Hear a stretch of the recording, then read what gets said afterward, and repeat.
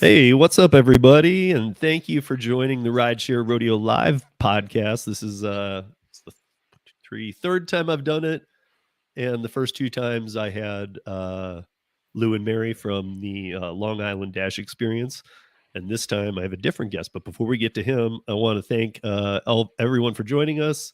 Whoever's here so far in the chat, I see Gig Lebowski, I see DoorDash Red, Gary Middleton. What's up, you guys? Glad you can join us.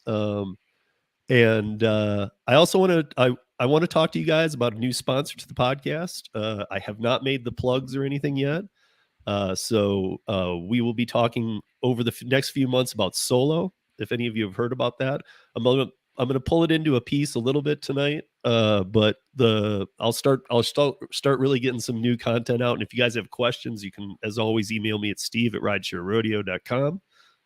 So now I want to introduce my guest this week. Actually, Zach, thank you for co-hosting this week's podcast. Well, thank you for having me. Yeah, man, of course. So Zach is from, and at the end we'll plug it again, but Zach is from ZachDrivesFast, which I'm guessing you drive fast. It's kind of a long story behind the name. I had a video ready to go, and I needed a username, and I couldn't think of anything, so that's how that came about. Right. Okay. Well, I mean, it works. Actually, do the speed limit. Okay, so you don't drive fast. Not usually. Yeah, it couldn't be Zach doesn't drive fast. So. No. Zach shows up with cold food. So I want to after we get a little background, I want to talk to you about how quick your channel grew too. But first, why don't you give us a little background, like pre-gig economy, how and when you came into the gig economy, which apps you're using, a little bit about Zach. You sure? I'm sure. I'm 100% sure. Okay, so I have always worked with people. I've always done customer service kind of jobs, and I'm going to get myself in trouble here. The W-2 brought on a supervisor that I was just not fond of, and this was right when all of the lockdowns were starting. And so I'm like, okay, well, I'm barely making ends meet, like as it is.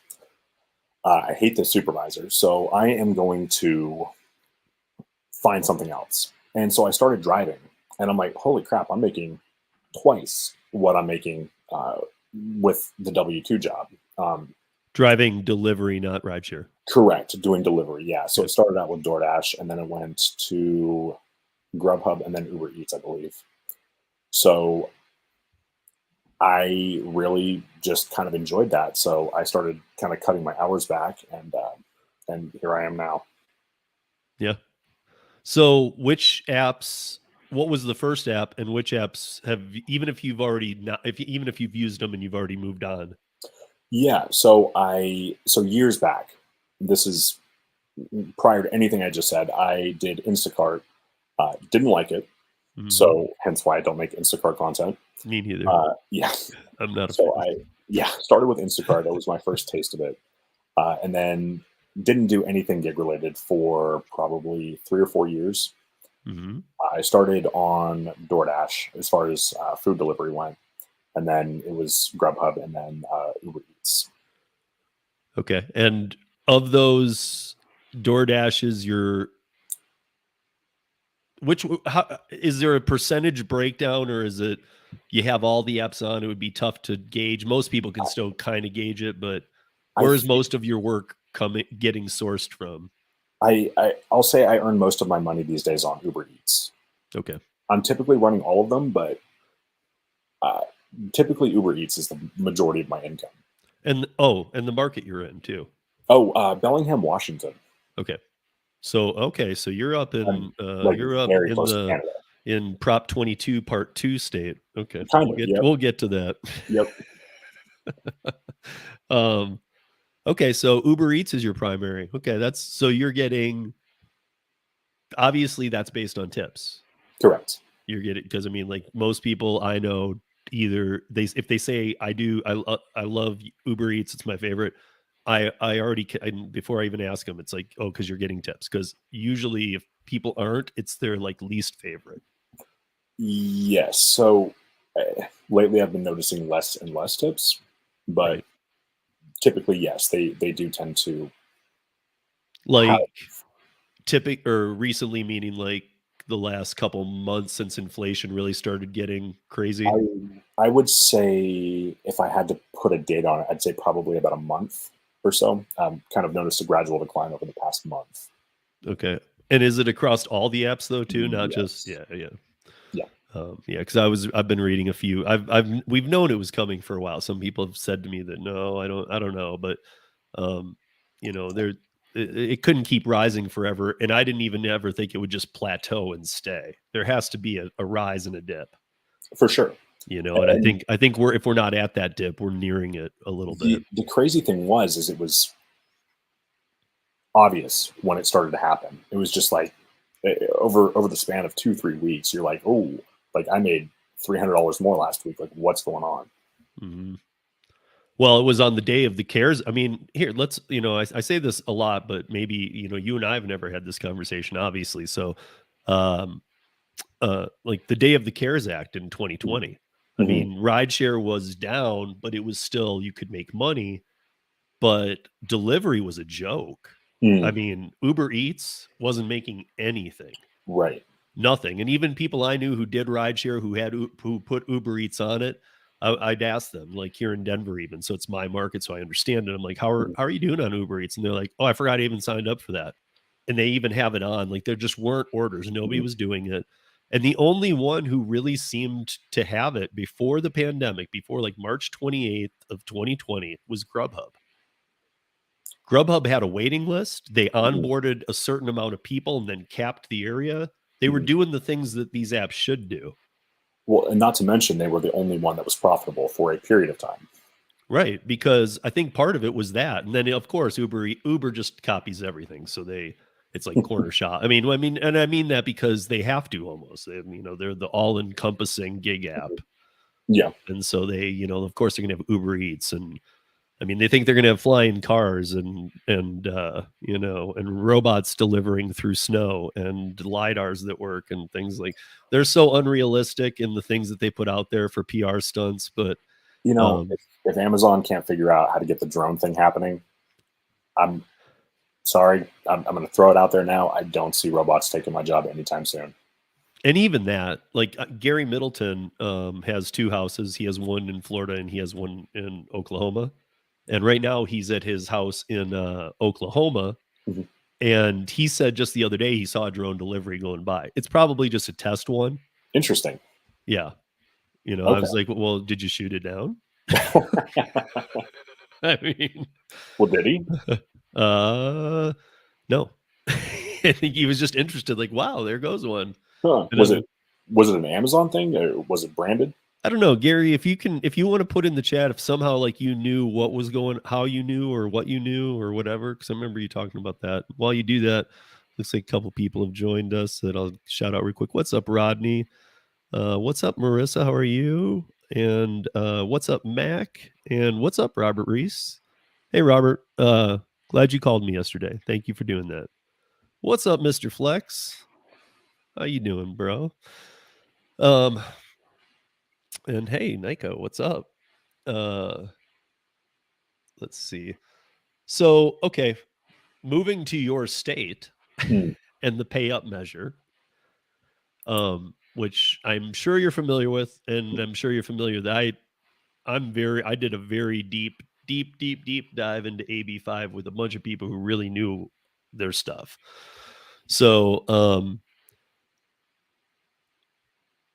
initially it was going to be Prop 22 up in your state. They just wanted the same thing. Correct. And then it got shot down to the point where it was just going to be rideshare. And I thought, great, you know, you're just because really rideshare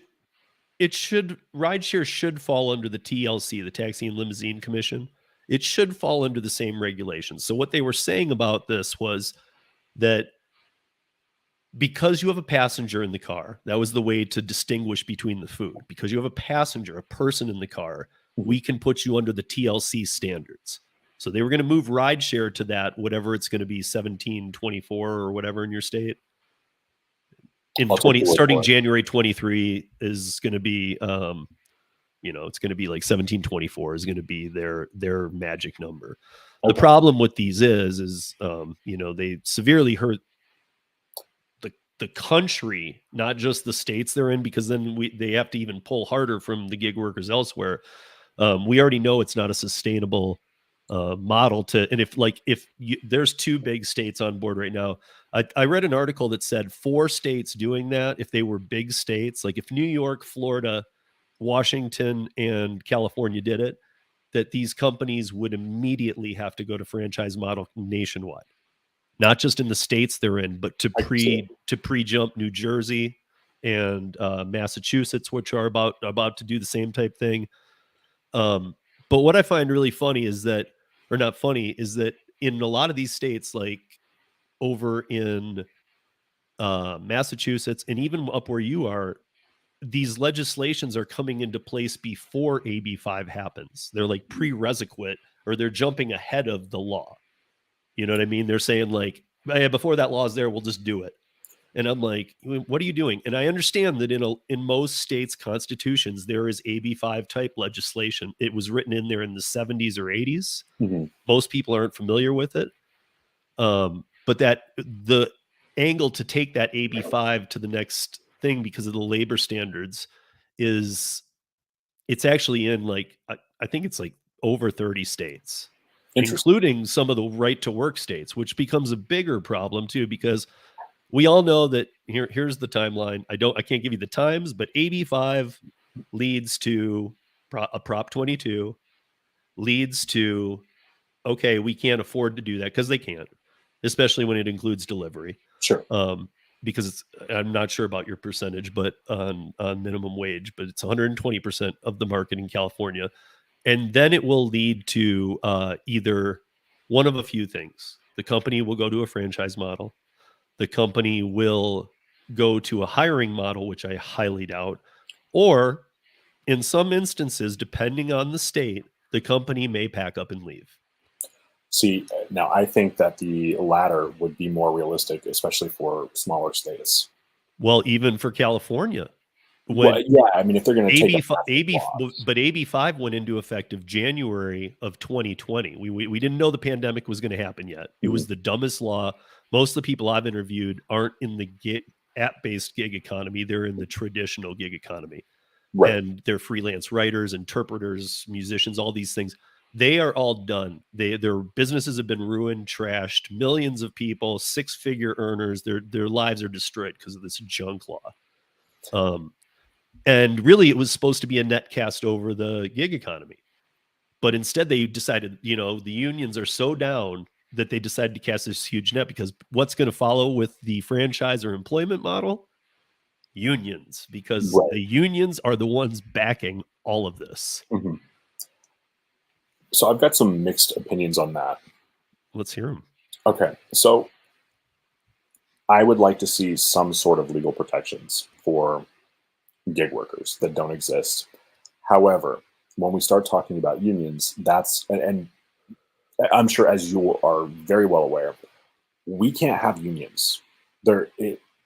We're classified as independent contractors. We cannot legally form a union with the way that the law is written. We start to tiptoe into the line of employee, and that is a fine line. Like, to get higher pay and like, benefits, for example. I'm not asking for benefits specifically, but first thing that came to mind. So that's what you're getting. We would lose a lot of the freedoms that we enjoy as independent contractors when we start tiptoeing over those lines. So I don't know, just my 2 cents. Well, so here's the thing. I mean, I don't let things get political, but they're on this show, but sometimes there's not a way around saying the current administration or things like that. And when I always preface this stuff by saying this, because when I say the current administration, I don't want somebody going, oh, he's a, because I'm just pointing out some facts. The current administration would like all of these gig companies in the way that they operate to not only change, but to be gone. They want every one of us to be a union worker who pulls a check, works, even if it's by schedule, lose our flexibility, which I can't have. I mean, I work outside of the app-based gig economy too. You know, so I work for a laser production company out of Miami. The pandemic has really thrown this into a tailspin, but I've traveled the globe since '97 working for them. Nice. Yeah. So, I mean, I've got a lot of production experience and stuff too. That's when that gets back up and rolling, I can make more money doing that. But then if I have 3 weeks off and I'm home, well, I'm making good money doing the laser stuff, but I would rather work 2 when I'm home instead of just 3 weeks sitting on my butt. Sure. You know, so no job is going to let me.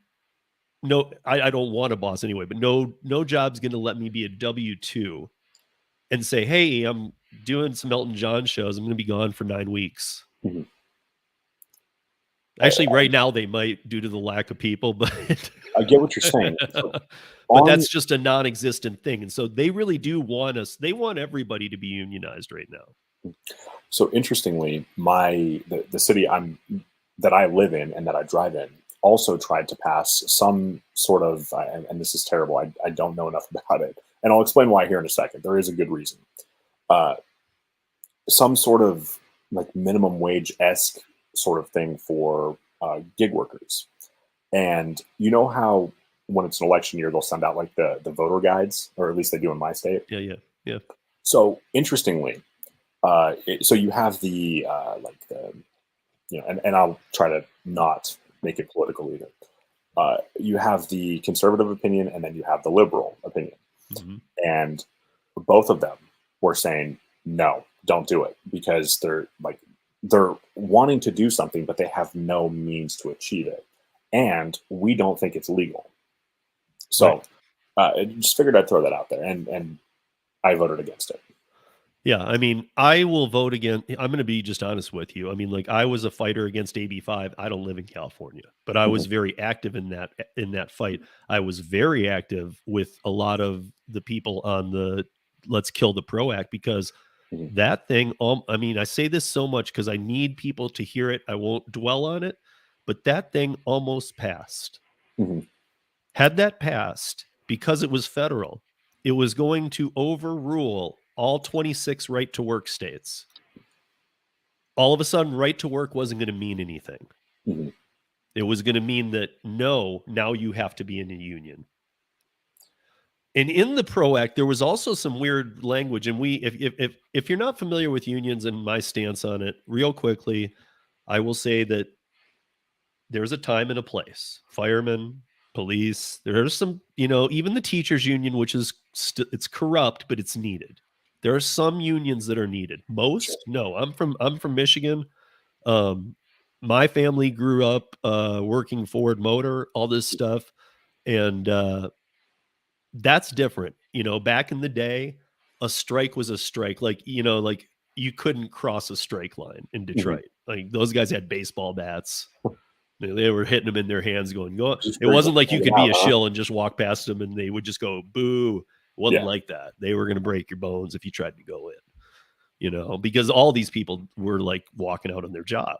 Wow, tough crowd. So, but that's what a union is. I mean, that's why when you said we can't be here in the gig economy, you're exactly right. I mean, we've proven this. I mean, look at these, and you guys, if any of you have been involved in them or thought they were good, or you thought you were doing the right thing, look at the strikes that we've had in this country for the gig economy. I mean, it alone has proved that you can't do this. I mean, 1,000 to 2,000 people, and not even, like, San Francisco and LA are the biggest cities whenever those happen. Sure. And people have asked me, well, they had a big thing out in California, and I don't, usually when in a one-to-one conversation, I'll say to people, was it that big though? Because I'll say, in California, the news crew drove by, saw 20 of you guys and didn't even stop, because the news crew isn't going to stop for 20 people. And I'm not trying to diss on that, but that's all that showed up to picket. I understand in this kind of work, I understand people's frustration. Like, we will get walked on all the time if they let us. Yeah. However, when we're talking about doing a strike, realistically, how is the word spread? It's spread through YouTube. It's spread through Twitter, maybe, if people use that. It's spread through Reddit. There we go. That's what I was looking for. But how many people in the gig economy are actually looking up gig work online? Like, they go out, they do it, they come home and do something else. So the problem is, like, you have a tiny fraction, at least the way I see it, you have a tiny fraction of a percentage of people in the gig economy taking place in that. And then you have people like myself who do hear about it and who see the other side of it. Like, it's not going to work. Yeah. Yeah. And a lot of these people were in California. A lot of these people were tricked. I mean, let's start with the stats, I guess, real quick. So 85% of gig workers in this country are part-time, work 20 hours or less a week. Mm-hmm. Now, there's no way you can survive on that. Even if you're in a market and you're crushing it, it surges all 20 hours. You can't live on that. So therefore, they have other income, whether it be another W-2 or another freelance job that isn't app-based, though, because this isn't based on like just your DoorDash. This is based on all the gigs that you work. So no matter how many gigs you work, 85% of the people work part-time. So I think on that part, you're right. Those people are not coming to YouTube. They have another job. They work part-time on the weekends or some nights. They're not coming to YouTube for, wait, I need to learn more about this because this is how I make all of my money. They just make what they make and enjoy it. So there's 85% just gone right there out of the 1.7 million or whatever that we have, or 8 million. They're just gone. Boom, they're out. Now it's so now you're left with the 15%, and out of the 15% that are full time, it was like what 1 or 2% of that faction was for AB5, and I honestly know how the tactics went in that.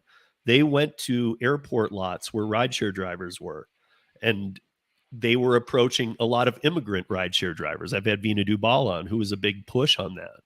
And she's a big backer of immigrants, and in no way am I discarding what she's doing. I don't believe in what the system did. It went in there and it saw people and said, hey, would you like to make more money? I mean, it was that kind of trickery. Like, yeah, okay, well, then you need to do this. You need to be for AB5. That's how you're going to make more money. Nothing will change. You'll be able to sit at home. You'll be able to pick your rides, do whatever you want. And right now in California, that's what they are seeing, because Prop 22, it all hasn't been ironed out. It's still being contested as a constitutional violation, Prop 22. Because even when they said to Uber, hey, it's February 2020, AB5 went into effect last month. Where's the state of California? Where's our money? And they were like, oh, we're not obeying Prop 22. And the state was like, well, you're gonna. And they're like, well, we're not. Well, and then they gave them that deadline. They said, you need to comply by this. And they said, or what? Or else you can't operate in the state of California. Lyft and Uber, it came down to that deadline. And when it did, they literally said, okay, you know what? We'll have it on the November ballot, Prop 22. We'll let you guys have your proposition vote. But until then, you get to skate free, and then we'll see what happens. Well, it won by over 3 million votes in the bluest state in the country. Mm-hmm. So, I mean, that's telling you a lot. People did not want to lose independent. Even people who didn't care about the gig economy were voting. Like, no, dude, you're not taking this away. So, Kevin in the chat just made a very valid point. He said that there's good and bad with unions, and I do have to agree with. I completely agree with Kevin on that. If we could achieve some kind of protection without giving up our freedoms, that I would potentially be in favor of, depending on what the compromise is. But it's like I said before, it's a fine line. But Steve, also, would you trust that? I mean, like, so something comes, like right now with Prop 22, everybody's like, ooh, here's the thing. Prop 22 was supposed to only affect the gig economy, and it was supposed to help rideshare drivers. Now, all of the California rideshare drivers that I know, which is a lot, don't get any Prop 22 money, because for every active hour, even in San Francisco, where it's $19.58 is the minimum wage, and you have to pay 120% of that. Well, let's just call it 20, so it's 24. Most active time for a rideshare driver is going to at least earn you 24 from the platform. It can't include tips. However, to include the delivery platforms, I mean, and all you can do is 2 deliveries in an hour. And if, I know the base pay is low, but let's say the base pay, it's for DoorDash, it's $3 in San Francisco. So if all you can do is that's 6. So they're paying you, they have to pay each person that's active time $18 an hour. And they have to, all of these gigs have to take it against the other states. They have to pull it from us, because they literally can't, they can't make money. We know that, but they cannot afford this. I understand what you're saying. I want to turn this back to Seattle for just a moment, because I'm sure you know more about this than I do. How are they going to work with that? If they're going to pay the drivers, what was it, $17.24? Yeah, something like that. Yeah, something like that. $17.24 an hour. What is to stop that driver from just sitting there? Decline. Because you have to be active. Okay. I mean, you could be on the app. See, and now, I can't remember what that time is called, just your online time, but then it's your active hours that counts.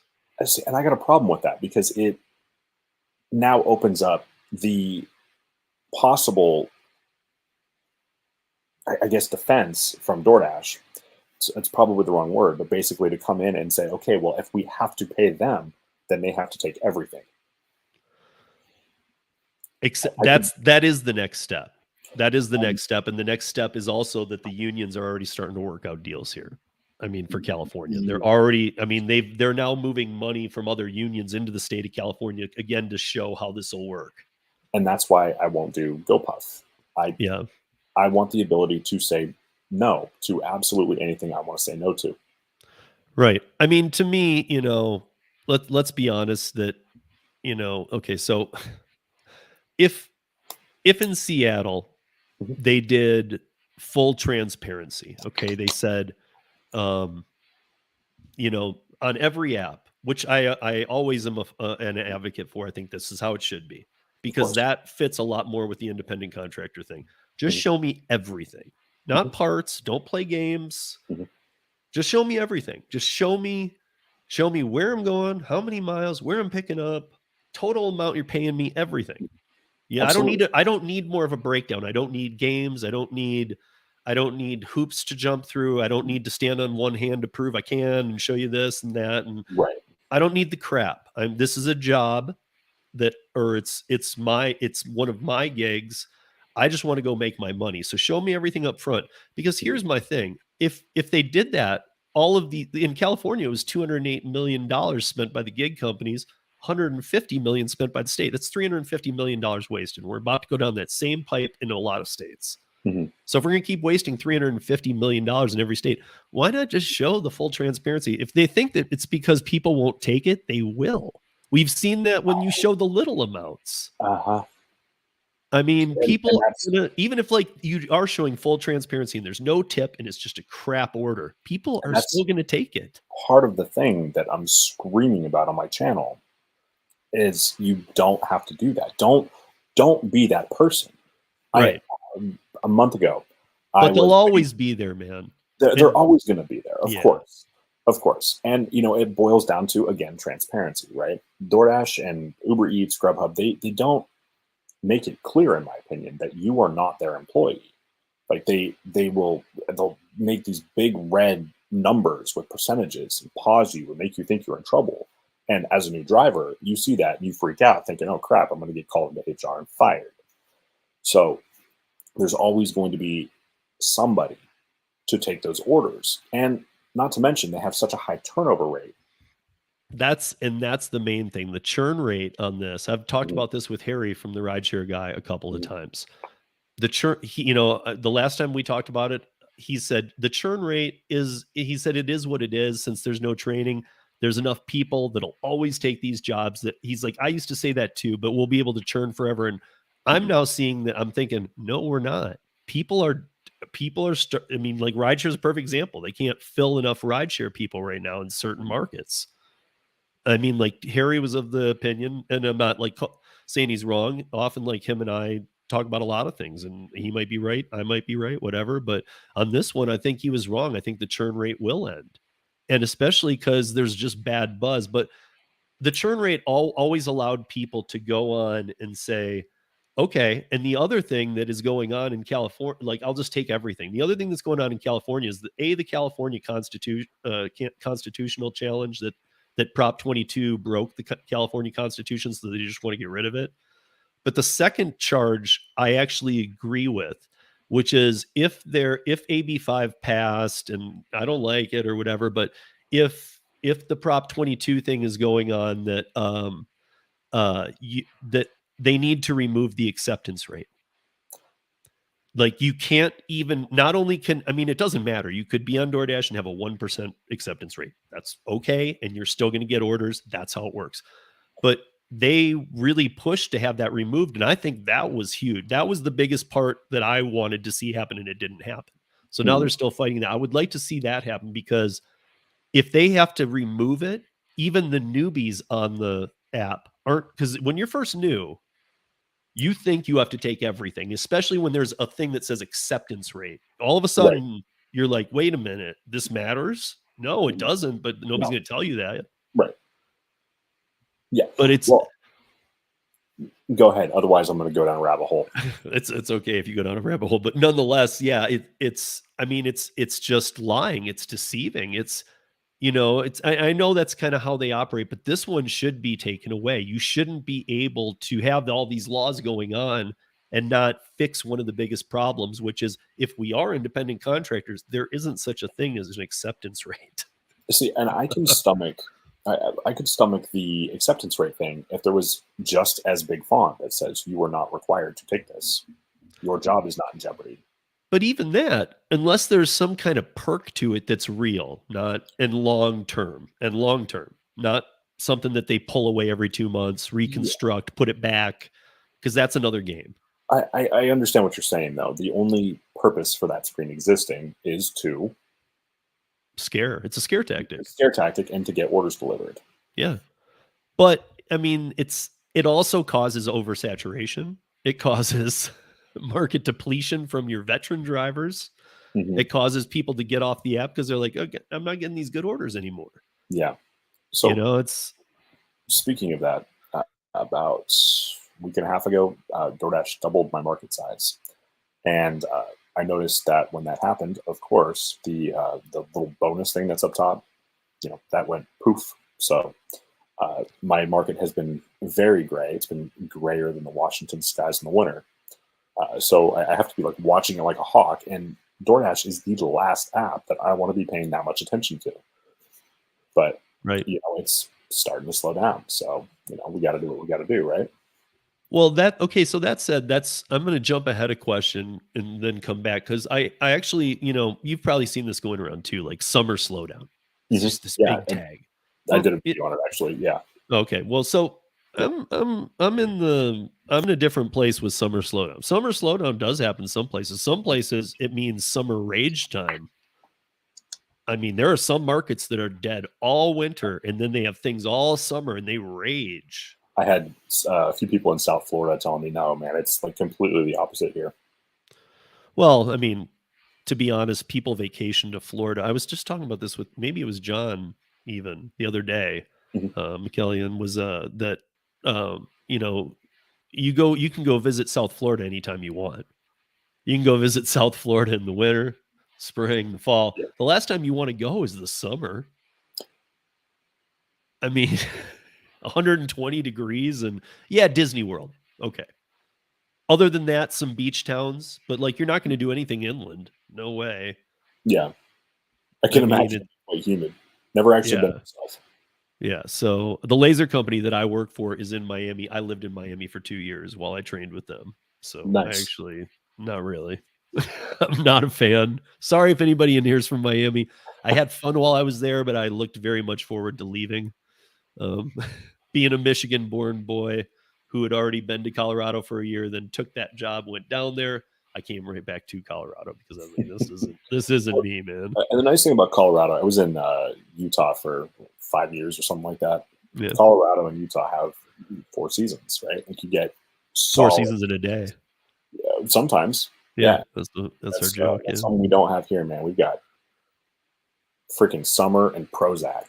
Like it's just terrible here in the world, man. However, there is something to be said for bad weather and more orders. So before I did gig work, I used to look outside and go, well, this sucks. This is depressing. Now when I see it raining, I see dollar signs falling out of the sky. Sure. So, yeah, Omer's up there too. I know a couple other people that we know in the gig economy who are up there too, and they all seem to do well. In the summer, what happens to your market? So in the summer, yeah, it definitely slows down. However, the orders come later in the evening. You can't tell by looking at me, but I live in one of the most physically active cities in the entire country. Like if you were to Google that, like Bellingham would be somewhere in the top 10. And Bellingham is just north of Seattle, right?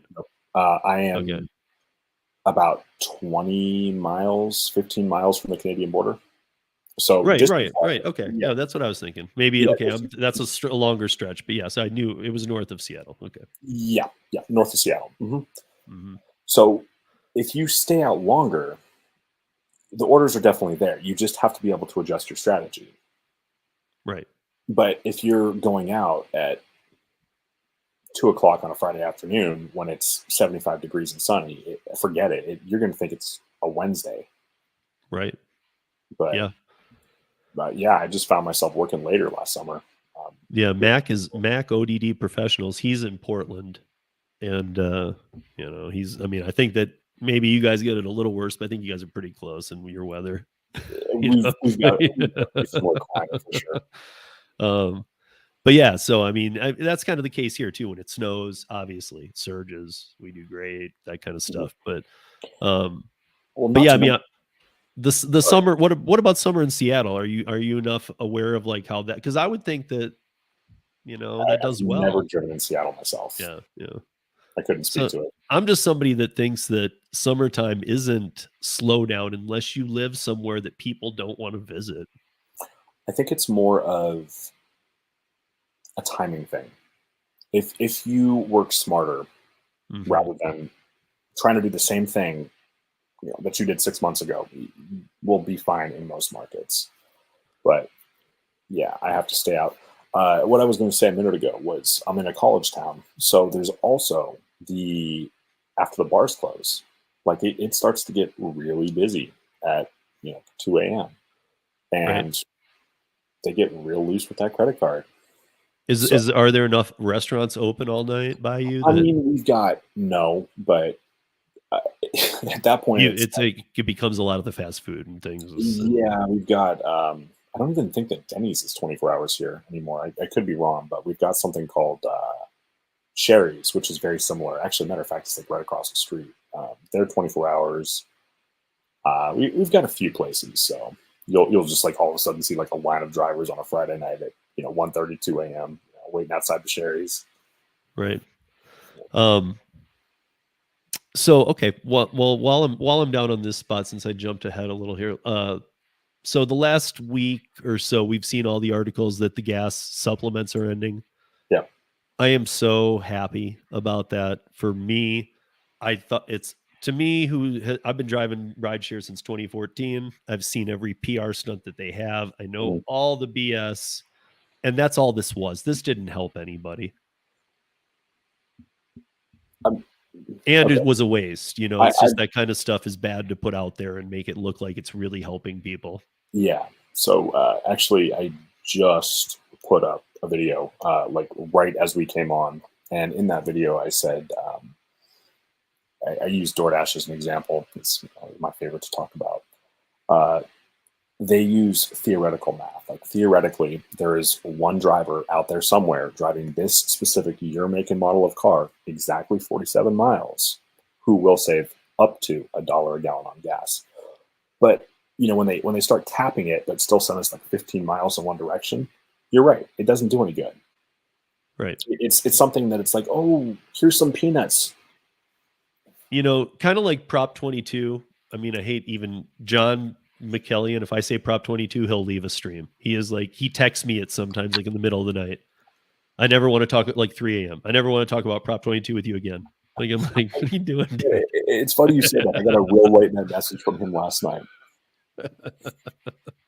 I mean, I love John, but like I'll wake up the next morning, I'm like, hey, what are you up to, man? You're sleeping. I honestly think that that's where something like that, if you are going to do something like that, I'm not a big fan of it anyway. It just kind of sucks for everybody all around. But like Sergio, the rideshare guy, lead writer for Rideshare Stories, Not Delivery and stuff like that. He says, and I'm not on this boat, but I understand it. And he says he feels sorry for the people about the high gas prices, but he's like, bring it, because it's causing less drivers. Yeah.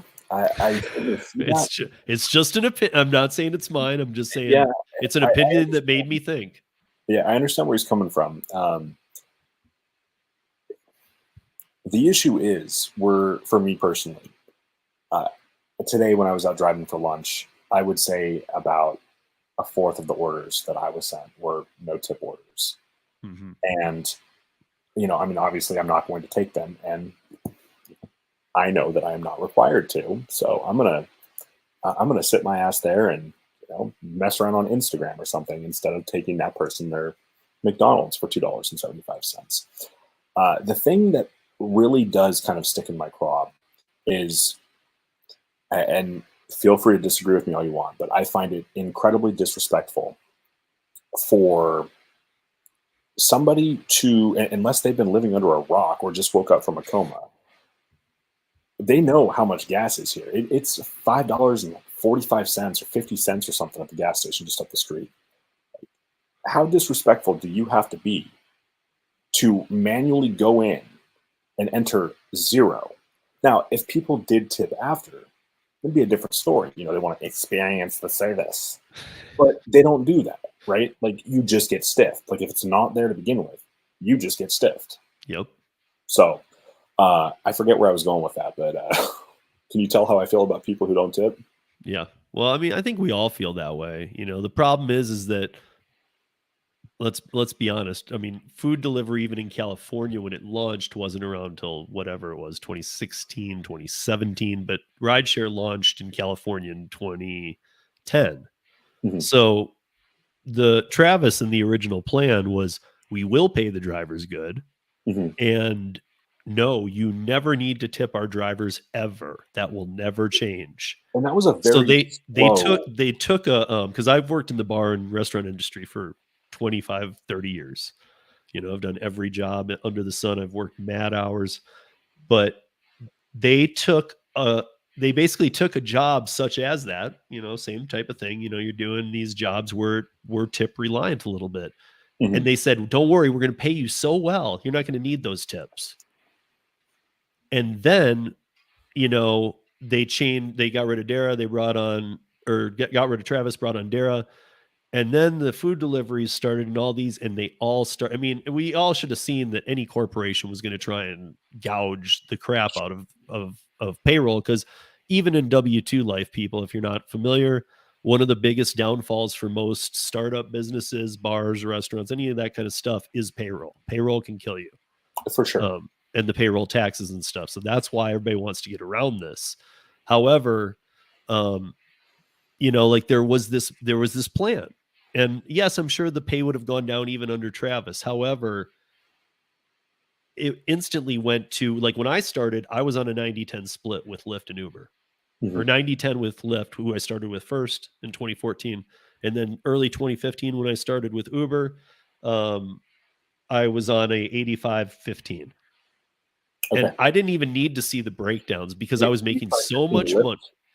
No, 90 me, 10% Lyft, okay. 85% me, 15 Uber. But the thing is I didn't even need the breakdowns that now you can go into with Rideshare and see the full trip breakdown, which now comes out to 40 to 60% that they take in certain markets. But I didn't even need to see that because I was making as much doing that as I was bartending. And my bartending average that I needed it to be was around $50 an hour. Mhm. So I was making about that anytime I turned on the app in 2014-15.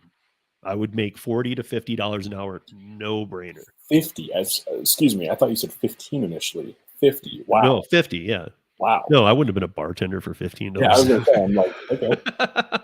Hey, maybe I wasn't an Applebee's bartender. I was a bartender at a 3 Deep bar, taking orders over people, and yeah. No, yeah. I mean, so yeah, $40 to $50 in 2014-15 to do rideshare at any Wow. time. You like you could turn on in the day and do that. Mhm. It just didn't matter. It That's was right. just bank. So you didn't care how it was breaking down. But then when they started, then they said to people, no, we're going to do, this is how much you're paid a mile. This is how much you're paid a minute. Even when they did that, they grandfathered me in with my percentages for like 6 or 8 months. And I was like, oh, sucks for you guys, kind of thing. I mean, I felt bad, but I was like, sucks for you guys. But then, of course, what happened? They eventually moved me to that too. Like 8 months after they started it, they're like, even all you veterans, I think they hoped that a lot of veterans would like kind of go away and then the newbies would all be under that. But then they were like, okay, you didn't leave. So here's the bad news. Yeah. And it was like, wait, what? Just kind of hope the problem solves itself. And even that was like, let's say it was around $1 a mile, something a minute. I don't really care about the minute rate and all that stuff. But, and now it's down to here in Denver. If you're driving UberX, it's 55 cents a mile now, and it's 11 cents a minute. So it's 3.5 cents under the standard federal mileage deduction. Yeah. Wow. I mean, so when you were doing your taxes, they paid you less than you're able to write off. Interesting. And I've even thought, dude, how is this not illegal? Like, yeah. I mean, I get it. I mean, I guess because I've had other jobs ask me to do things and use my own vehicle, and then they cut me a check like that. So, okay, it is what it is. Mm-hmm. But I just don't get it. I don't get how the federal government's okay doing these 58.5 cent write-offs when they're like, well, they're only paying them 55 cents. Right. Why the heck are we allowing them to write off 58.5? Yeah, it's like that massive child tax credit I get, right? Like, yeah, did I spend that much in taxes? Nope. Right. Yeah. I mean, the last few years things have just been messed up, but yeah, I mean, I don't know. I think the gas supplement thing was a joke. I don't think that I don't think it's going down anytime soon either. I'm not sure how much higher it's going to go right now. I think it'll go higher. I do think it'll go higher, but I think that it's going to be in a pause for a minute because as summer starts, they don't want to jump up another $1 yet because a lot of people travel. But I think around July, I think you're going to see a big jump. See, and I think you're being very admirable for giving them a hell of a lot more credit than I would. It's because I'm sponsored by Exxon. Just kidding. I'm just kidding. I'm not. I see these oil companies and they're going to make their money, but I'm calling $7 by the end of the month in my market. And where was your? I know you're over. You're at 5:35. You said 5:45, I believe, as of today. Okay, so where were you a month or two ago? Oh crap! You would ask me that. When was the last time you remember it being $1 less than it is now? About 2 months ago, maybe. Okay, something like that. Month and a half.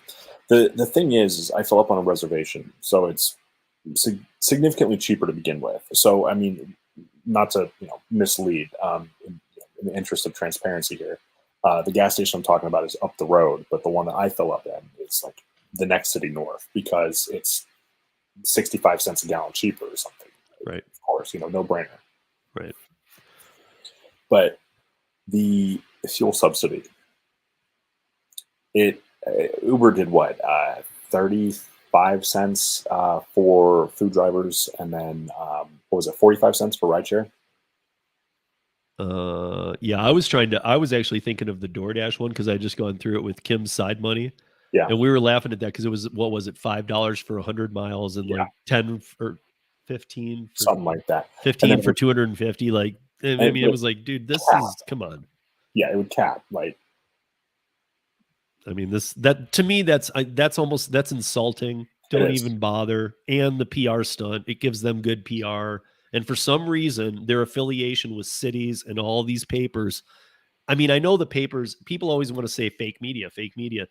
I know there is some fake media. However, I know that some of these are affiliations with these newspapers or TV stations where it's like, okay, we're gonna run this ad and we're gonna pay you all this money. Okay, well, yeah, we don't really want to run that story again because it's kind of BS and it's polluting our paper. And well, we'll stop supporting and helping you guys, and then we'll be done. So it's almost like a forced hand that they have to write a nice story, even the papers we like to read. wait, you mean to tell me that DoorDash pulls underhanded tactics? Speaking of, Steve. David Pickerel and I were working on a thing called autonomy.jobs. We were trying to help people from April of 2020 to middle of summer. And then Jeff Tang and eventually Jimmy too. The four of us became para.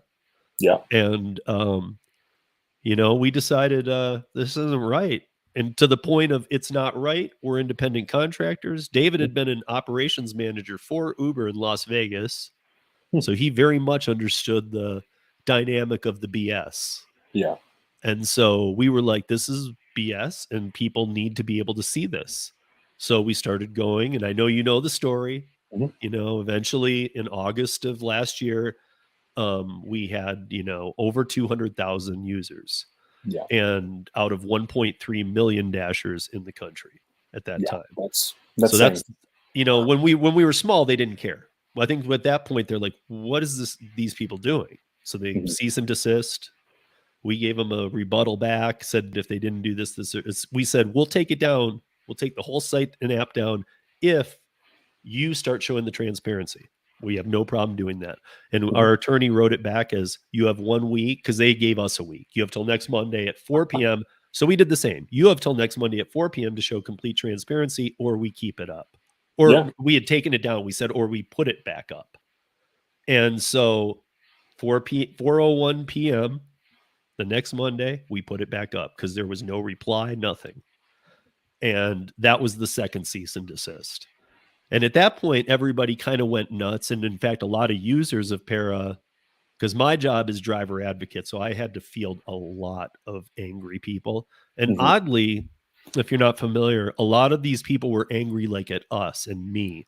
They were like, when is Para going back up? I can't make money without Para. When is this going back? And I'm like going, I mean, like, I'm having to stay nice about this, but behind the scenes and like right now with you, I'm like just going nuts. I'm like, are you kidding? Like, oh, you're the free app that tripled or quadrupled your money went down, and you're pissed at me, and you want to know when that free app's going to be back available to you, and if not, you'll keep calling and yelling at me.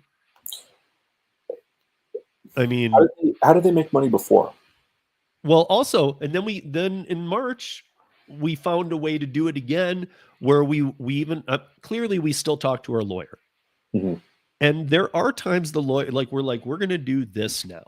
It's a little bit different. Here's why. And this lawyer that we hired is obviously very expensive in the Bay Area. He's been up against DoorDash before. Oh, so that's how we specifically got in touch with one that had done that, because he has it wasn't just that he had been up against them. He has a working relationship with them. So we were thinking maybe this will save us some money and time of cutting through the BS. Sure. That he'll be able to just go, look, this is what's happening. What are you guys going to do about it? Really? Don't just threaten. And he was in that kind of position to do that. So, the second time he said, you guys really need to shut down. So when we went back to him and said, hey, look, we've tweaked it. This is going to happen now. He's like, yeah, I don't see anything against what their claim was. Go ahead. And so we started moving again. And now, there's Uber. We're back. The DoorDash is back up. Paraworks is becoming the project I really want to be part of, because I don't think forever the tip transparency is we already proved it. When tip transparency went down, our 200,000 users went to like 4 in like a month, because people were like, well, you're not doing anything anymore. And like everybody was saying Para's dead. They're dead. They're done. Well, here we are back, and it's stronger than it ever was. don't get me wrong, the Gold Star is fantastic, and that has helped me make additional money many times. My favorite feature of it is the flagging customers. Flagging. That's mine too. Yeah, like if somebody was just a total jerk, I flagged somebody 2-3 days ago, something like that. Guy tipped really well, but he was he was a jerk. Yeah. Like, he didn't need to be. Also, oh my goodness, the address thing on Uber, Steve, Yeah. that is a big deal. If you know your area. I've had people tell me the opposite too. Like, well, I don't know where that is. I'm like, well, then keep driving some more and you will. Like, Yeah. Let me tell you how many university dorms that has helped me avoid in 1 week. Like, that's a big deal. And ironically, actually, I think it's funny. I meant to message this to you and I forgot. I was on an Uber and I got a DoorDash, and so a para dropped down and it had the star, and it said it was going to be like $16, but the Uber I was working on was like 8 or 9, something like that. So for the first time ever, I kicked an Uber in favor of a DoorDash. So, DoorDash can thank you guys for getting that specific order delivered.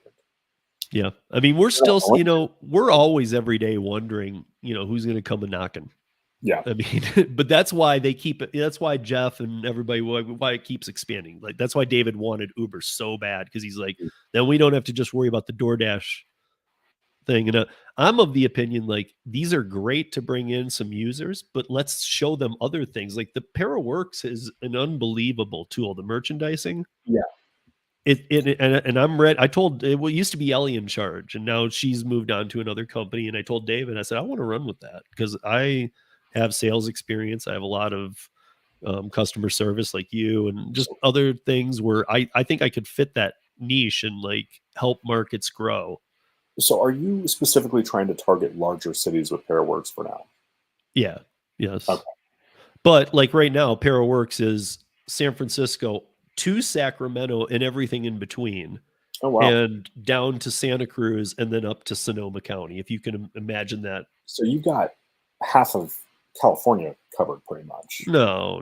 Like the Bay Area, and then like 60 miles south, like 45 miles north, and then like halfway into the state to Sacramento. Oh, okay. I see what you're saying. So it's like a half moon. Okay. But we have every Safeway, and we have Buffalo Market is one of our.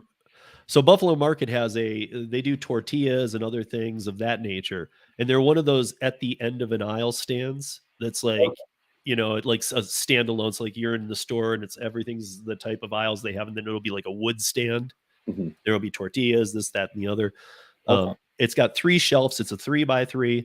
And so what we do is we pay people, if you're doing Instacart, we can supplement your Instacart pay, because you can take on a pair of merchandising in that area, be like, okay, I'm doing this Instacart. And then you can look on the list of what's available. And like right now, not today, because I didn't check, but last Friday when I checked, because I needed to bring it on the radio show, we had like 912 available offers at Safeways in that area alone. And what we do is you go in, you do a basic count. How many tortillas? 15. How many of this? You take a count on everything. You rearrange it, make it look nice. You take a picture. We pay you $12. It takes about 5 minutes. Yeah, and that's crazy to me. Like, you can literally, like, you could be making money in between gigs like that. I have talked to so many people that are stoked, that tell me they do Instacart, and they were like, my order was the $7 base pay. I had a $5 tip. It was 54 items. It took me an hour 15 to shop and deliver it, but I picked up a pair of merchandising for $12. We matched the pay of Instacart for 5 minutes of your time. Yeah. So we made it $24 to them, which makes them feel like, cool, okay, I made better money. But that shouldn't be the case. It should be a lot more than Instacart's paying you, and you're adding the $12. So do you have any ideas yet where you want to go with that next, like statewise, like Washington? Yeah, you're in Seattle, aren't you? No, okay. In Seattle. No, I'm in Denver. No, I know that. ParaWorks. Oh no, everything's out of the Bay Area. Okay. Yeah, it's all out of San Francisco. Yeah. All right. Any plans to bring it Yeah, but one of the target cities obviously is Denver, where I am. They just because I'm here, they think that it would be a good second city, and it is. Denver is a phenomenal gig worker city. There's a ton of us here. We've also looked at Austin. So we're not looking. So like, if I were to tell you the biggest ones, like obviously people might think New York City. No, it's not, because we see too many problems with legislation and things like that. Yeah. So we've looked at Miami. A little too much of a headache to be down there right now with that. Okay. So there's reasons why we're not like, and if you're like, oh, Austin, yeah, that makes sense, but why not Dallas? Dallas doesn't make sense. We have broken this down and said it might just be too much to chew off right now. Fair. You know, so we want to start in more like those type size cities. If it is a big city, it'll be probably here. Otherwise, it would probably look more like a Boulder, Colorado. Not that they would do Boulder and not Denver, because we're 30 miles apart. But it would look more like a college town, like a 200 to 250,000 population city.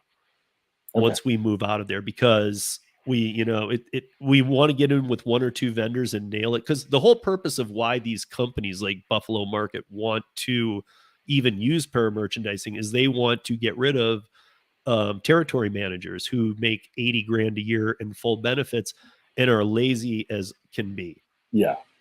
You know what I mean? They go in, they talk to the manager of a Safeway for an hour, and then they decide they can't do the rest of their route that day, so they'll do it the next day. It's a really lazy position that this causes with people in these jobs. So a lot of smaller companies can't afford to pay these people this kind of fee.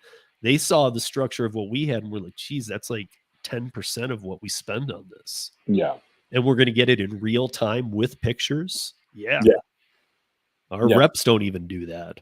Yeah. You know, so it was a no-brainer. But whose idea was Paraworks initially? David's. Okay. I mean, it was David's because somebody came to him and asked him about it. Merchandising has been around for a while. Merchandising has been around since before any of the gig apps. Okay. You know what I mean? People were doing these kind of jobs of going in, taking count, and not being part of the store, not working for Cisco or Shamrock or any of the big delivery companies of food, you know, that were bringing all the major groceries in. So the smaller ones have always had these, but they're starting to see it's worth going to the gig economy a little bit. So I have one last question, but before I get to it, I want to see, because it looks like there's been a lot of, I just want to scroll through real quick and see if there's any questions in here, if everybody's just having, because I see Bud Soda posting a bunch and some others. But I don't want to go back. Oh, hey, Hannibal. So that was he's not here. He just started a live. He said he saw my live, and so he put it for now. So that's another reason why we're wrapping it up. But I also try and keep it at an hour, so we're right at that hour. But yeah, okay. Some of these are just too old, but yeah, it looks like you guys have had a lot of conversation here. You know how I am about that stuff, and I can't wear my glasses. Zach saw me try and do it before. It just shows my screen, and it looks weird. So your experience with Para, though, before I move into this last question, has been nothing but great, or positive. Yeah, positive for sure. Yeah, I think people focus too much on just the tip transparency thing, which it still does do. No, I mean, and that's great. But me from the inside of Para, I know that's not a forever thing. Some other things are going to happen. Even the companies might start showing transparency. I misspoke earlier. Sorry, the flagging is not my favorite feature. It's a close second. It's actually the part that tells me if it's an apartment or a house. In my market, I love that. My market is more than half apartments.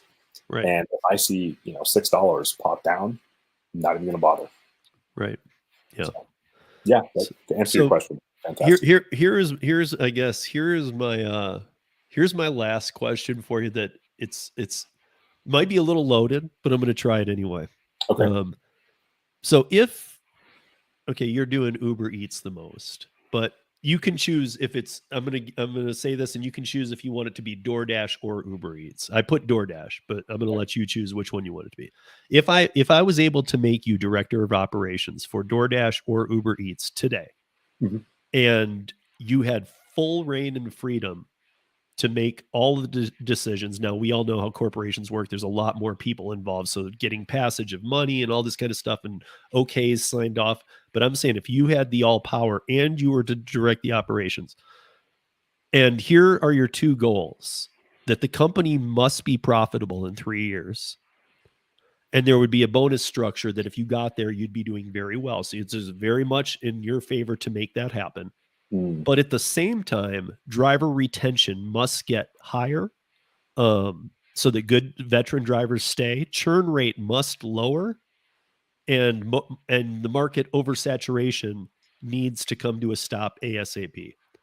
How would you address these? Threw a lot at me right at the very end there. I think that, okay, I would, and I can give you, and I'm not, yeah, right. And I'm not saying it would, like, I mean, it's obviously you're spitballing it. So, you know, there might be some logistics that aren't going to work, but just.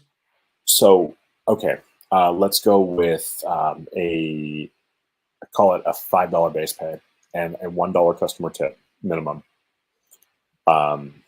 The delivery. Wait, which one are we doing? Uber Eats or DoorDash? Let's go with DoorDash. Or does it not matter? Okay. There's problems with them. Okay.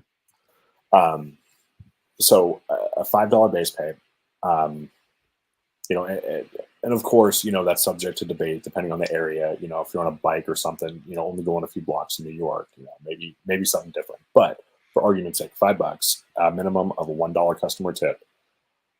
Stop bonusing orders altogether. If it doesn't get delivered because the customer didn't tip enough, it didn't get delivered.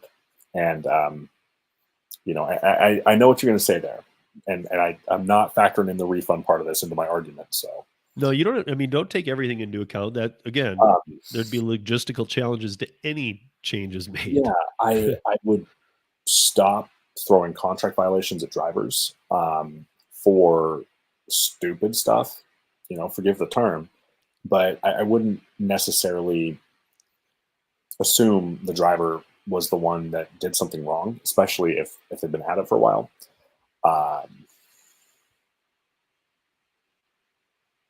Oh boy, you could. I think I would try to keep those regions really small, like where it makes sense for $6 in most markets. Yeah. If that makes any sense. Yeah, I mean, it's kind of you're kind of like going around the transparency word. Like for me, I can like tips. Right. Well, yeah. I mean, but so like let me give Uber as an example and see if anything else sparks with you too. But like for me and like Uber rideshare, not Uber Eats, I would say, like I told you before, show me everything. Right. Show me everything. And yes, that means transparency, but it also means show me everything. Show me the map. Show me where I'm picking up. Show me where I'm dropping off. Because if I see the route even, and I know my city, I've been doing this long enough, I can look at the time of day and go, no, I'm not doing that. Yeah. And I don't want to be there because that's not where I'm going to get another ride. No. And somebody else will take it. So not a problem. I would do that. I would stop paying $3,500 to people who onboard and do 250 rides in 60 days. Yeah. Because every single person I know, I have never known anybody, and this is weird, I've probably talked to over 100 people who have done these and made the goals. Not one of them has, you know, they say guarantee, $3,500 guarantee, you do 250 rides. If you don't make it, we'll pay the difference. I don't know one person that has ever made it and gone over. Like people usually at like 250 rides, you're at like $1,900. So they owe you for $1,600. Yeah. I mean, they end up basically paying the other half. So basically what you're saying is get rid of the sign-on bonus. Right. And also if they do hit that, the person who referred you gets a bonus. Right. And those can be big. It's dynamic. It all varies by how bad the drivers are needed in a market. But I know people who have done rideshare and now they've gone back to like, if you haven't drove in over 6 months, you can use these sign-up bonuses. So I know drivers who drove for 3 years and are right now going, oh my gosh, for $3,500, 250 rides, I'll do that. They do it. and they do, and on the 250, if they do 251, just to be careful or whatever it is, they go one over, be careful. Okay, I hit it or I didn't hit it, but they'll pay me the difference. There's my 3,500. Then they call, and it's not even like they just turn the apps off anymore. These are upset drivers. They call and say, yeah, you can turn my account off now. So they're literally milking it, knowing I can't make this. You guys know I can't make this. You're counting on the fact that only 15 to 20% of the people even make the 250. Mm-hmm. Well, and that happens in the food space as well. There's a YouTuber that I'm not going to name who this is, and they're not even gig related. So that is actually relevant to the story, I promise. During the lockdowns, this person made one video of them going out one time doing DoorDash, and posted their referral code, which is ironic because I don't know that they would qualify for a bonus only going out one time. So this is somebody who has quite a large following. So they were only chasing the bonus, like they had no intent to continue doing deliveries. So I understand completely what you're saying. Yeah. So I mean, I don't know. I know that was a loaded question, man. But I am also of the opinion that Uber has finally reached their time with Dara. I think it's time for him to go. I know a lot of people are like, well, changing CEOs is a big deal. It takes a lot of money. It does. But you pulled Travis out. Dara's had his chance. He made it big with Expedia, but he crashed and burned with Uber. He has not met any expectations. He has not shown any profitability. The IPO launch was a complete failure. Yeah. Everything he's done has been a failure. And here's to be honest, because of all the things that happened during the Travis era and how bad Dara did, I honestly believe, and I hate to say it this way because I hate to say specifically a gender, but I'm going to say this. I think that because of everything that's happened at Uber, I think that Dara needs to go and a woman needs to be the CEO. Interesting. Okay. Because they had a lot of sex issues, sexism going on under Travis, slapping girls behinds, all that kind of stuff was happening. That was part of the boy culture going on there, and it was, it needs to go. I think we need somebody who obviously you need a strong CEO, but I think they need a woman too. I really do. I think they need a woman to just clean up their image. I could see that. I mean, if Dara left and another guy came in, I'd just be like, okay, is anything going to be different?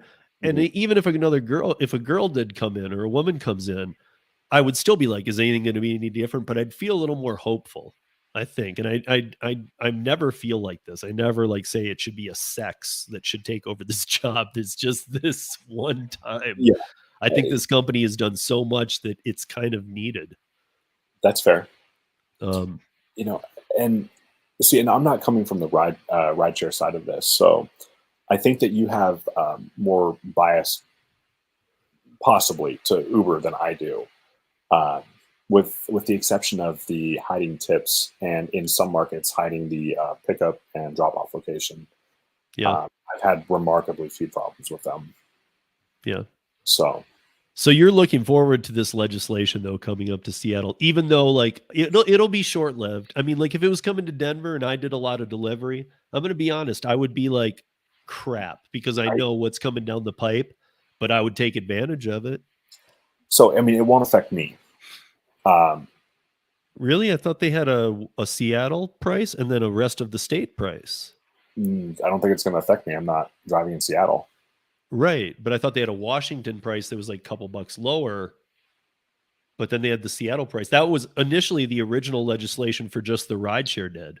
It was like all of Washington State's going to get, let's say, $14.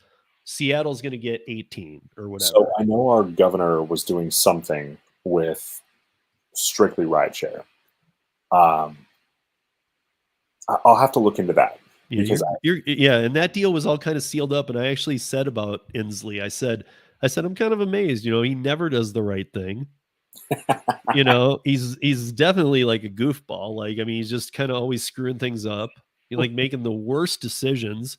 And when that happened, I was like, okay, good. You should only be doing it for the rideshare. And then I should have figured, of course, you're going to throw delivery in at the last minute.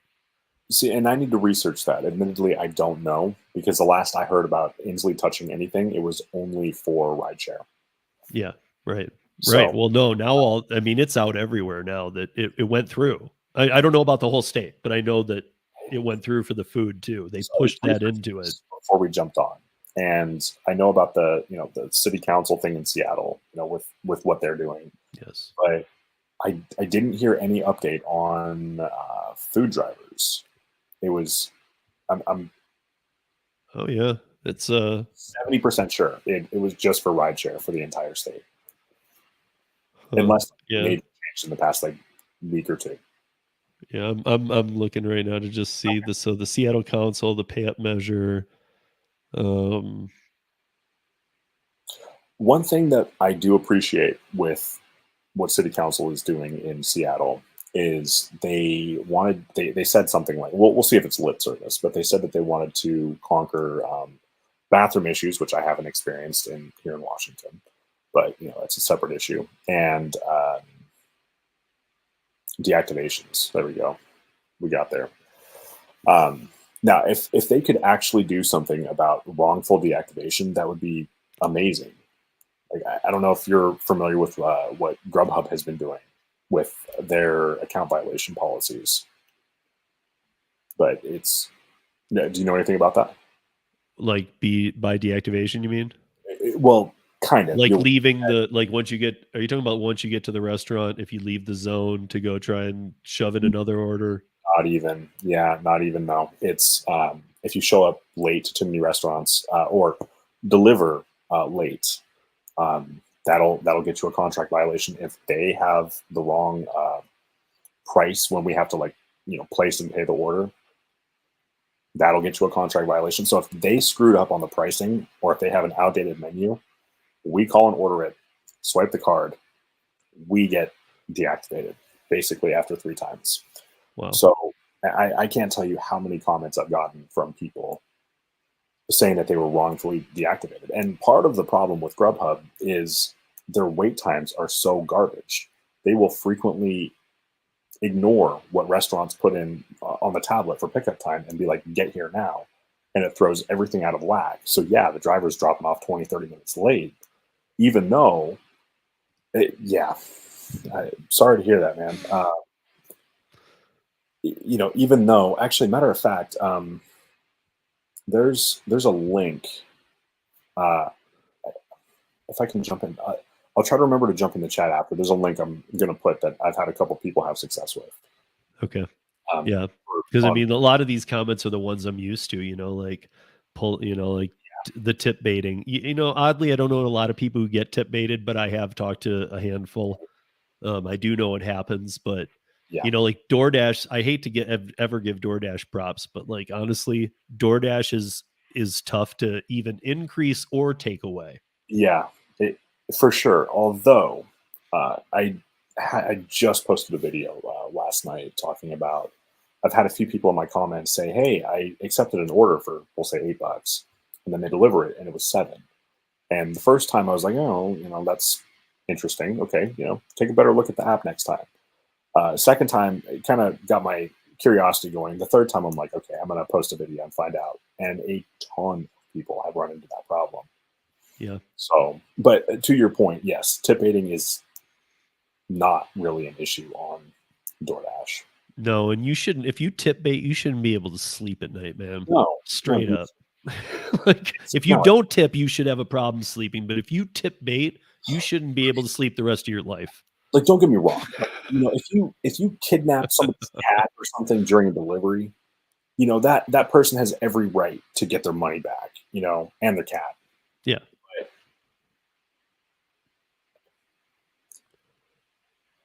Unpopular opinions, perhaps. If you tip bait even once, you should not be allowed to leave a tip ever again. And then let the drop. I think that I've always said that I think that if you want to remove a tip on all of them, you should have to call in, and a person should say to you, "Oh yeah, we can remove that tip, no problem. Hold on, let me record this call." Mm-hmm. And don't even tell them whatever those recordings do. Maybe they do nothing. Maybe they're just kept in a database. But I think that would stop people from doing the word record Mm-hmm. And all that kind of stuff just puts into people's heads, never mind, I don't want to do it. I'll just leave it. Yeah. Yeah, Like, no, I agree. If just put a mechanism in there where they know that's fine. We can pull the tip out, but just so you know, we have to record this conversation. You have to explain why we're going to remove it. mm-hmm.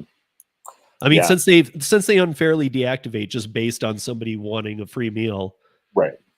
Like at least like scare those people some. Sure. Yeah, for sure. We have a local delivery service here. They're like an app-based thing. They're a gig. They're only in a small handful of cities, and I don't know if I should say their name because of what I'm about to say. But they have a policy where if you stiff the driver 2 or 3 times or something, you get banned from the platform. Like they just expect you to tip, and these guys are competing and doing fairly well. They're competing with DoorDash, Grubhub, and they're just a local thing here, and people in my community like to support local business. So the only reason that I haven't given them a shot is because there's something like in their contract or whatever that says you cannot drive for any other company, and I'm not about that. Yeah, no. Yeah, I mean, these DoorDash is just, I mean, if I hate to say this because my job is driver advocate. I'm supposed to tell you if you were to call me and say, I think I want to put Pear on, sell me. I'm going to tell you, I don't think you should put it on. If you're asking me to sell you, you're not ready. Yeah. So that's been like the way I approach that, because I'm not looking to sell you. I'm looking to just help answer questions. Like if you call me and say, hey, I want to do this. I've thought it through. I want to do it. Mhm. What do I need to know? Like, I'll answer your questions or I'll help you understand things, but I'm not there to talk you in. I'm supposed to help talk you out of it. Like don't do it. Do the research on your own, Yeah. decide what your risk So tolerance is. my thought on, especially with DoorDash, I'll just pick on DoorDash since we've kind of been giving them a hard time tonight. Instacart and DoorDash, I really don't mind throwing them under the bus anytime. So, but DoorDash, especially, like, if you're not using Para, and I mean, obviously, if it's just because of worry or something, that's I understand. But if you're not using Para, I don't know how you're doing DoorDash anymore. Or like, even at least, you got to be using Gary Middleton's app, something. You got to be using some kind of tool, or else these DoorDash isn't going to do it. I mean, DoorDash isn't worth it. I wish, and I understand why he probably hasn't, but I wish that there's thing like for iPhone. I can never say anything, but I'm gonna. Gary's been in. He's been prototyping this for a while and beta testing it. Okay.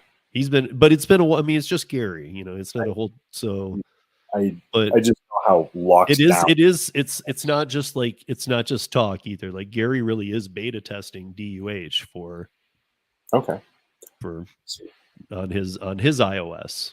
Okay. So he has an Android as his main phone, but he has an iOS for testing purposes. So he is trying to get it there.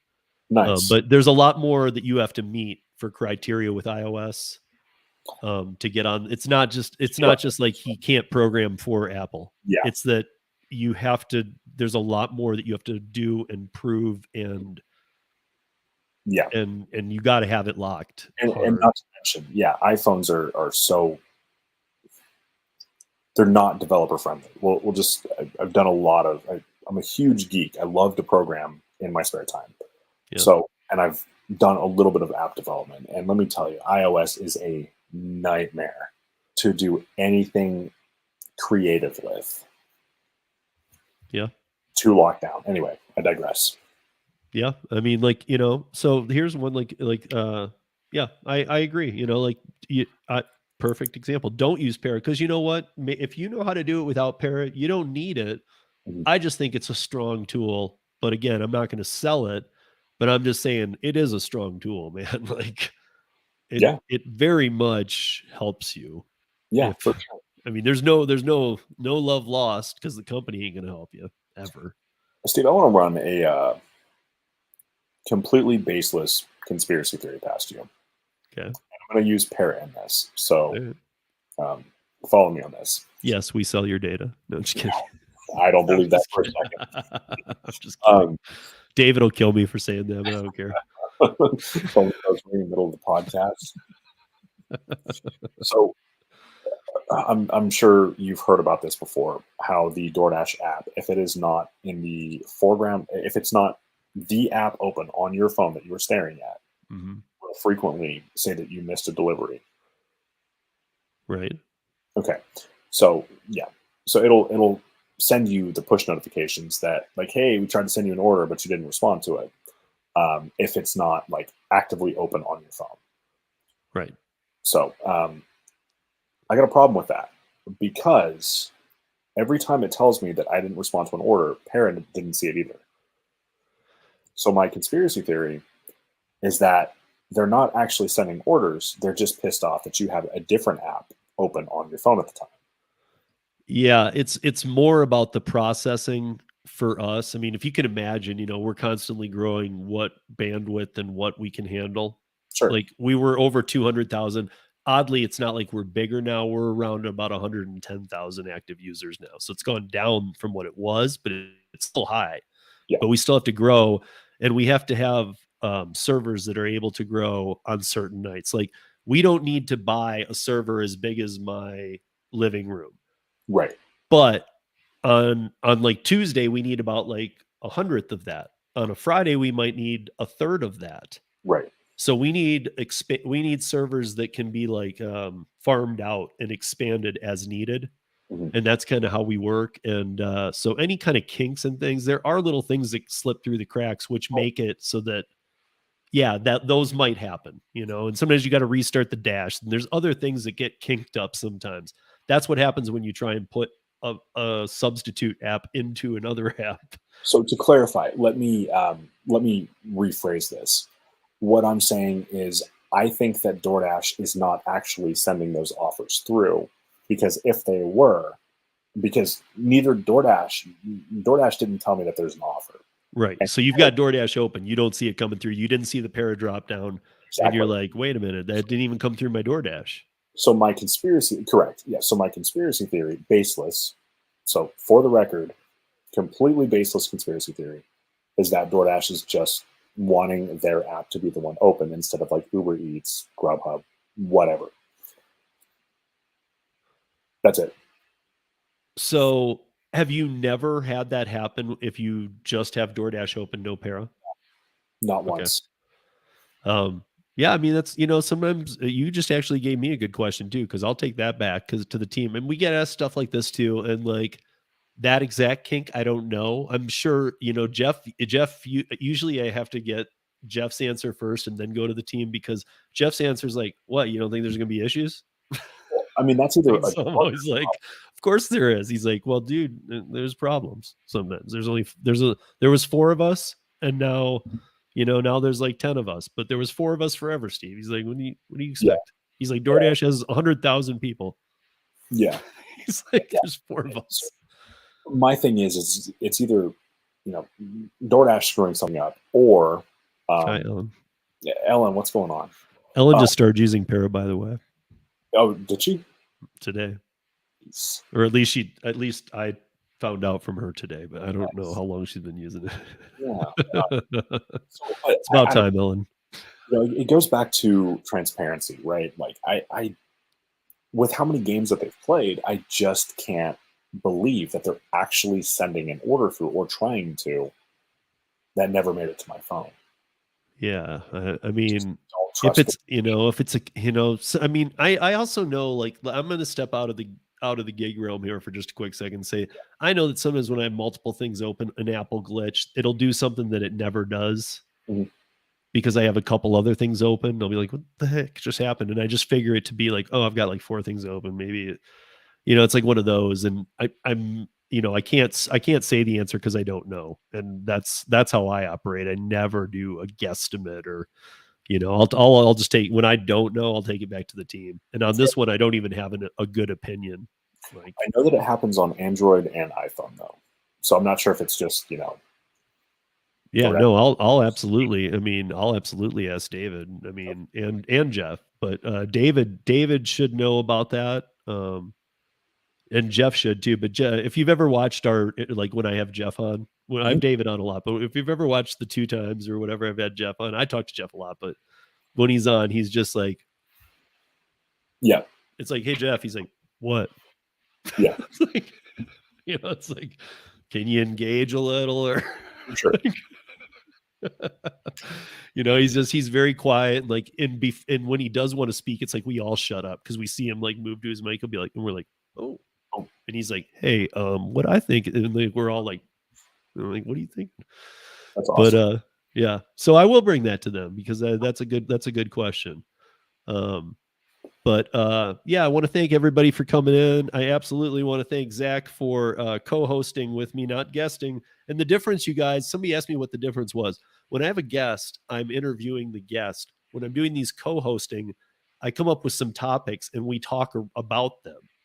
So I'm not interviewing. I mean, I do a quick little introduction with the guests like we did tonight, but it's more about like having a conversation tonight with Zach instead of diving into Zach and what he's been through in the gig economy and his background. And it's more about like touching on some issues that hit to home and, and going from there. So I really appreciate, you joining me here tonight. This was fun.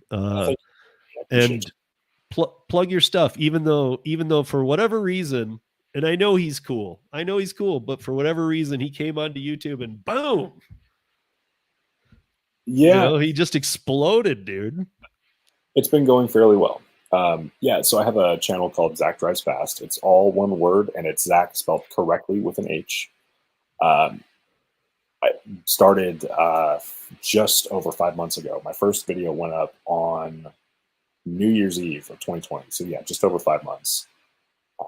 I have been extremely fortunate to see a very nice amount of growth on my channel, and I've met some amazing people. So yeah, I'm not in no way am I saying it's an undeserved thing. He has a great channel. So I mean, go check it out. Absolutely. Like there's so many channels that I always need to check out. So like I always get a little bit of fun because like when I have a guest like Zach on, the day before I get to actually put some time blocked aside, like watch his videos for a couple hours and just you don't have to like watch them. I don't have to watch them full through, but I get to watch, just kind of play around for a certain time period and watch and take some notes. For sure. And I do know you're putting out good content. You're fun to watch. Thank you. It's. You start off calm sometimes. I appreciated before we started, he asked me, what's the swearing protocol here? And I was like, well, it happens, but I try not to like let it go ballistic. But I know like on your channel, like it doesn't bother me when you're swearing, but I like how you started off all calm, but things can get rowdy. Yeah.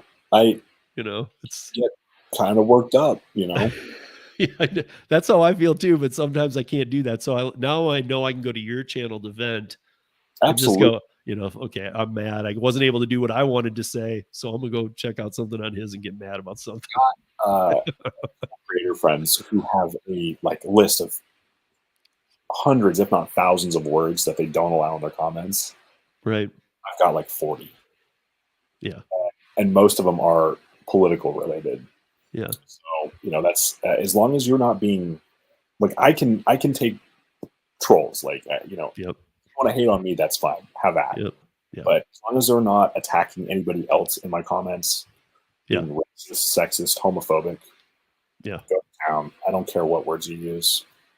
Yeah, that's why. By the way, anybody listening, I've had people ask me this too and email me this, especially some of the audio podcast listeners who have been with me before the channel existed. Was they say, I come to the YouTube channel sometimes, but everybody's a mod in your thing. And I'm like, because I like everybody to be a mod. I'm like, and they can post links, they can share things. Because a lot of times I'm not watching that. I'm concentrating on talking with you. And a lot of conversations are going on in there. And I like them to be able to do that. Like if a troll does come in, these guys got him in like 2.2 seconds. I got enough mods in there that they're like gone. Right. Nothing bad goes down. But so I always tell people, just get in the chat a couple times, I'll start to notice your name. And actually, after these streams, I do go back through the chat and I see if anybody that I know from around was in there that night and doesn't have a handle. Because when I'm watching on StreamYard right now, I don't see if you have a wrench. So I don't know if you're a mod or not, unless I just know by the, like right now, all the names I see, I know that they're all mods.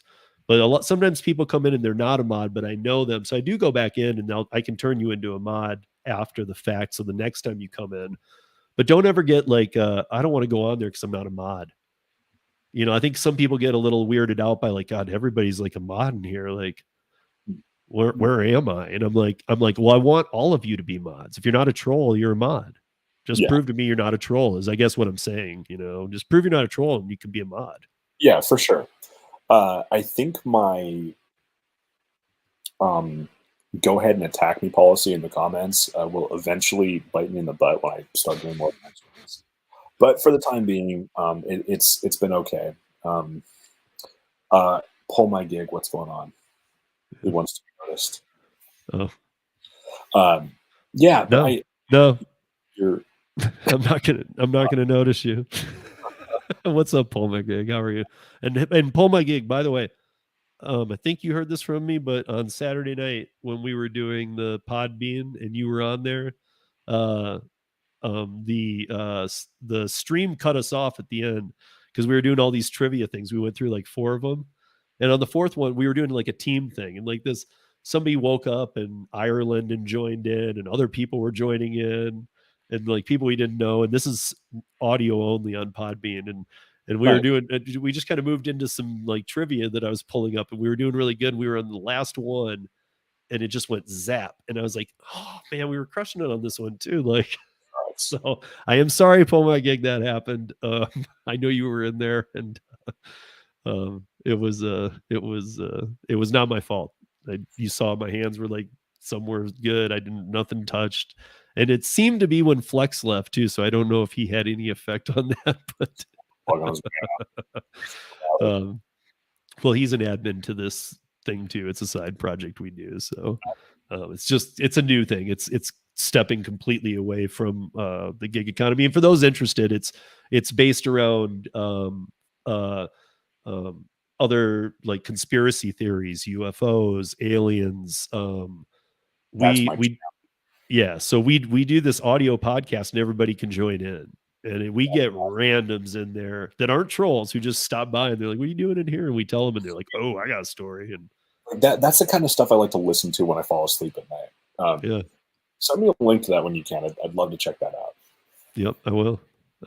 Yeah, we're just. I mean, we've only done 2, and so we're just started it, but yeah, I mean, it's fun, man. And you know, we've had so far so good. We haven't really like broadcasted it. That's probably the first real plug I've given it. I know Flex has given it a couple, but you know, I'm gonna start to because it was a lot of fun the other day. So yeah.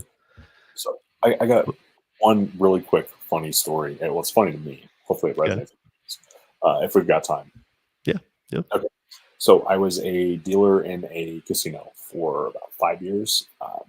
And it was one Friday or Saturday night, and I had a particularly, they were getting loose. I can say drunk on YouTube. That's not going to trigger it. I think you're worrying. You're over worrying about. I got say whatever you want now. Let me just put it that way.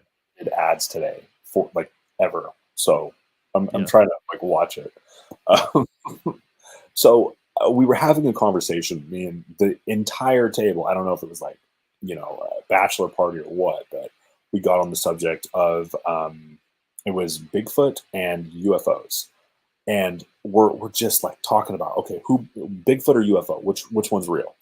And so, you know, we went through the entire table, and eventually this, I forget if it was an elderly man or an elderly lady, but it was an old person, pulls up to the table, sits down, and I would stop and just stare at them. Bigfoot or UFO?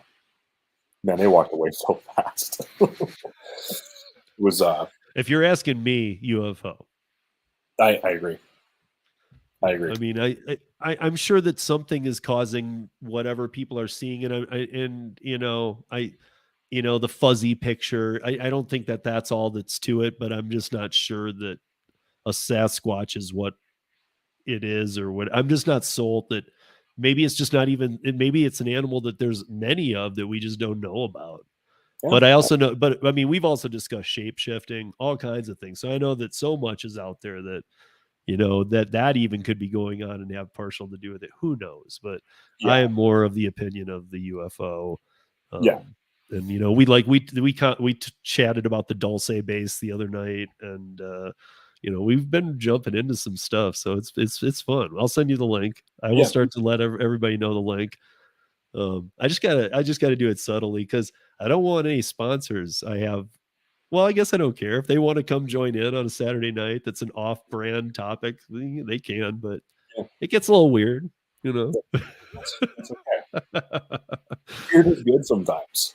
Yeah, no, I love it. I just, I mean, here on this channel, this is my branded channel for Rideshare Rodeo. So I gotta, this is why we started the other one. So, but thank you, Zach. And so the YouTube channel, any other socials or? I have Instagram. I have a Discord. Other than that, I am not. But I mean, but where you're looking for people to go, just the YouTube channel. I mean, you don't really care about the Instagram, or do you? Or just ZachDrivesFast. Okay. So if you are not opposed to hearing some naughty words,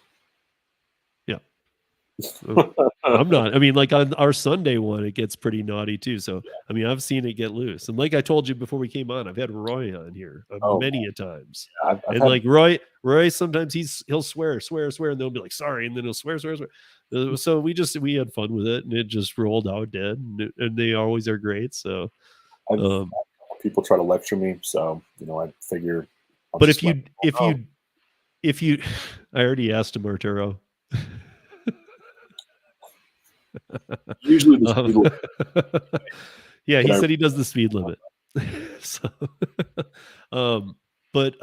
so I already have Zach. If you don't already know about Zach, I have his link in the show notes already. But the Instagram I'm happy to put in there as well, as the show notes will follow after this closes out. What I will say is everybody go over to Hannibal's channel, because I ran over and Hannibal's got a live going, and I want to go see what he's all about, because I know he pushed it back because of my start time. So I don't want to take away from what's going on over there. So okay, guys. Well, it looks like, I don't know if that means, I think you were subscribed to me, Carrie, but maybe not. Maybe you subscribed to Zach or me, or you should be subscribed to both. So but yeah, thank you. And hey, chat, thank you for joining us. And we'll see you back here on Thursday for the roundtable. Zach, 1 minute, and we'll be backstage. See you guys.